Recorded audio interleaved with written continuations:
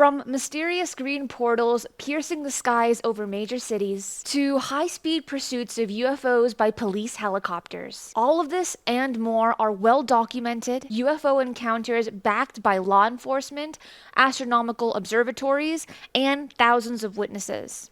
Yet it's eerily precise timing and repeated patterns of these visits, including a luminous craft that appeared at exactly 6:30 p.m. 2 nights in a row over Pretoria, South Africa, that transforms these sightings from mere curiosities into evidence suggesting something far more deliberate than random aerial phenomena. The first incident began at approximately 4 a.m., August 28, 1996, when officers at the Adrian Vlok police station in Erasmuskloof, a suburb of Pretoria, observed an unusual aerial phenomena that would lead to one of the most significant UFO investigations in South African law enforcement history. Police Sergeant Jonathan Becker, one of the first witnesses, provided a detailed description to the South African Broadcasting Company, SABC TV. Take a listen. People don't have the money, neither the technology to move anything like that fast with that bright light. Sergeant Becker reported that the light was floating in the air. Upon investigating the phenomenon outside, he and his fellow officers concluded they were witnessing something from another world. In his account, he detailed the object's disc-shaped structure with its subtle luminescence, particularly emphasizing a distinctive characteristic: a red triangular light that was visible on the craft's surface. What began as a simple sighting quickly evolved into a major police operation. Initial reports from the Erasmuskloof police officers were met with skepticism, even derision from their colleagues. However, as additional witnesses from the Centurion area began reporting similar sightings, the South African police mounted a substantial response. Multiple units were deployed, including the flying squad, the SWAT team, K9 units, and mobile units from across Pretoria. For approximately 90 minutes, law enforcement personnel maintained a visual contact with the object. And during this time, Officer Nico Becker reportedly captured video footage of the phenomenon, though the final disposition of this evidence remains unclear. Take a look at this. This amateur video was taken by a policeman on duty. On close inspection, the object changes color and there are also changing lines. Technicians say this could have been caused by the camera, but the man behind the camera believes he has seen what no man has seen before.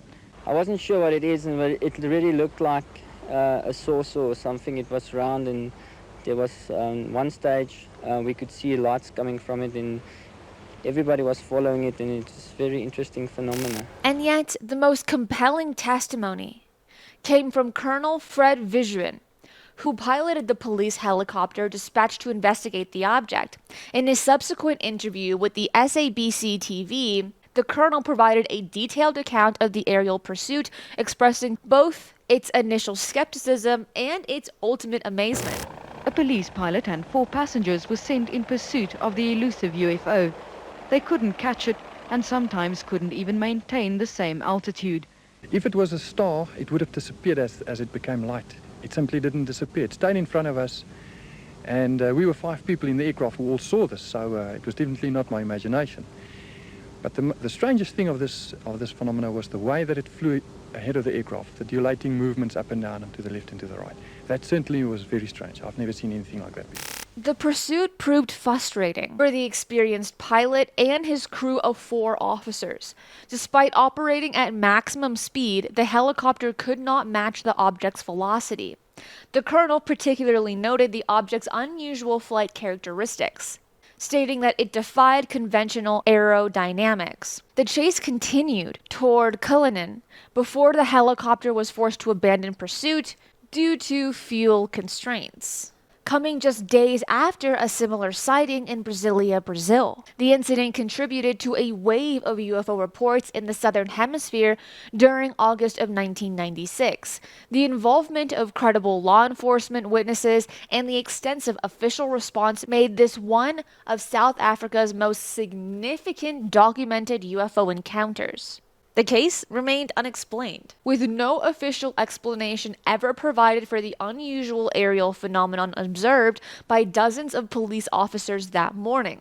And while skeptics might suggest misidentification of conventional aircraft or natural phenomena, the detailed observations by trained law enforcement personnel, including an experienced police helicopter pilot, continued to defy simple explanations. But let's jump forward a few years to late July of 2010, which residents observed an luminous object maintaining a stationary position in the evening sky in Boysens, still in the suburbs of Pretoria. The event's most compelling witness, Angela van der Spooy, provided detailed observations of the phenomenon that appeared on both evenings, describing an object that seemed to take on a heart-like shape through the incredible brightness of its light, made discerning its exact form pretty challenging. The craft displayed an array of vivid colors, with orange, pink, and blue and emerald green lights visible around its perimeter, with a powerful white beam emanating from its underside, projecting straight down into the ground. Additional testimony came from her neighbor, who attempted to observe the object through binoculars but found, like Angela, that the intense luminosity prevented him from distinguishing detailed features, though he firmly maintained the craft possessed a very definite shape. And what made these sightings particularly intriguing was their precise repetition over 2 consecutive evenings. The unidentified object followed an identical pattern on both nights, appearing consistently at approximately 6:30 p.m. and maintaining its position motionless in the sky for more than 2 hours.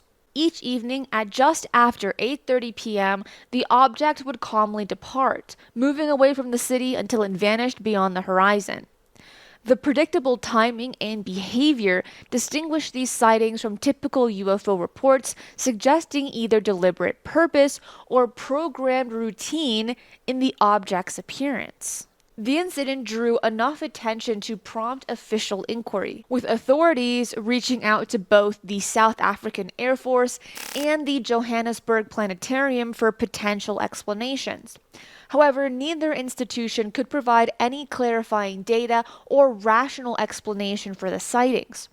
These events bear striking similarity to other documented UFO encounters in the Pretoria region, such as the well-known 1996 police encounter that we just spoke about, and the 2015 green light phenomena over multiple South African countries that we'll get into in just a moment. But these established a pattern of unexplained aerial activities in the area, and the consistency of these objects' behavior, multiple credible witnesses, and a lack of official explanation place the Boysens sighting among South Africa's most compelling UFO encounters. But let's move another few years forward, because in November of 2015 in Cape Town, several mysterious green lights appeared in the night sky. Official accounts to explain the phenomena only deepen the mystery.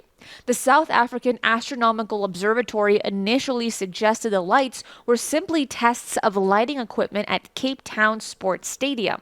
However, this explanation quickly fell apart when stadium officials denied any knowledge of such tests, instead offering their own vague suggestions that it was probably some sort of marketing campaign, though they admitted having no specific information about any such initiative. Some say it was a marketing ploy, others say it was a stray advertising balloon tossing around in strong winds.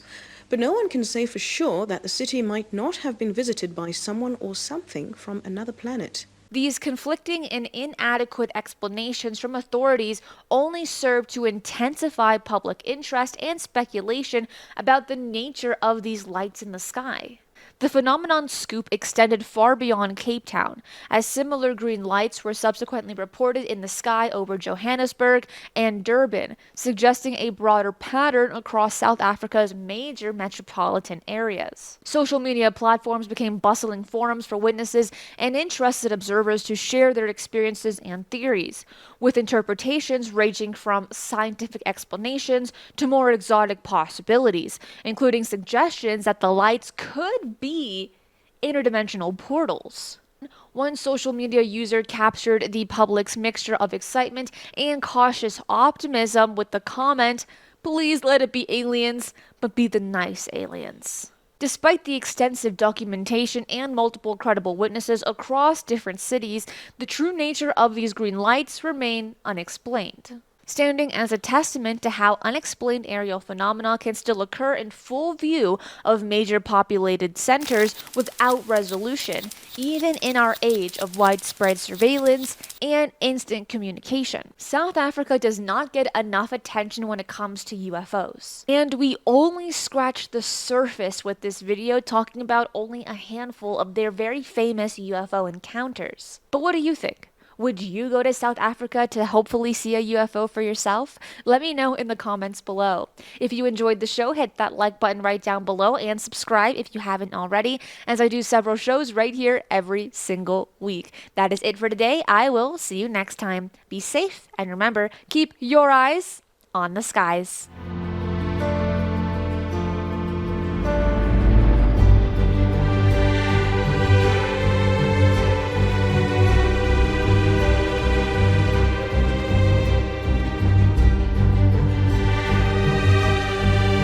If you enjoy the strange and the mysterious, UFOs, the paranormal, and cryptids, this channel is for you. So make sure to subscribe, as I do 3 videos right here every single week, and hit that notification bell so you do not miss any of the bonus content I post right here.